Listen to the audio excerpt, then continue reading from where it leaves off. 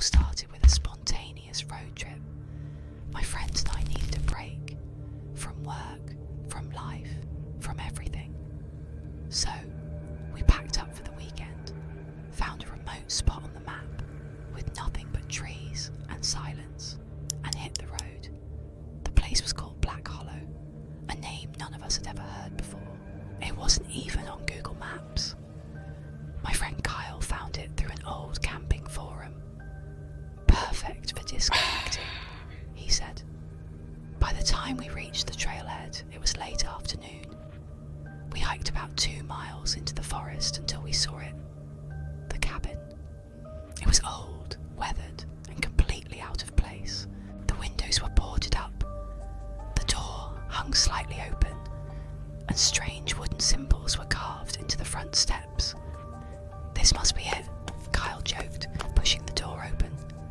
The air inside was heavy, damp and cold, even though it was 75 degrees outside.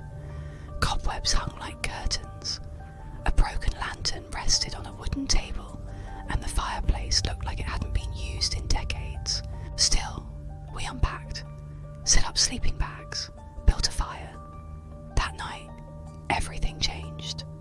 Around 2 a.m, I woke to a sound, like someone dragging their fingers across the walls.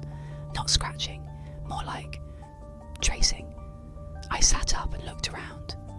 Kyle and the others were fast asleep, but the sound didn't stop. Then came the whisper. Just one word, repeated, over and over. "Leave." It was a woman's voice, soft, calm, but somehow full of rage. I froze. My skin turned ice cold. I whispered, "Who's there?" No answer. But I could feel something. Watching, waiting.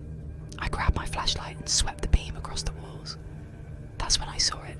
A symbol, burned into the wood. It wasn't there before. A circle with 3 vertical slashes through the centre. The next morning, Kyle was gone. His sleeping bag, his backpack, everything. We searched the forest for hours, called his phone, yelled his name until our voices cracked. Then we found his phone, just lying in the dirt near the base of a tree. Screen cracked, no footprints, no signs of struggle, but on the screen there was a video. It was him, filming inside the cabin at night, whispering, "There's someone in the mirror. She keeps pointing at me." And then his flashlight dropped. A scream. The video cut out. We left. We ran without packing, without thinking. A week later, I tried to report it.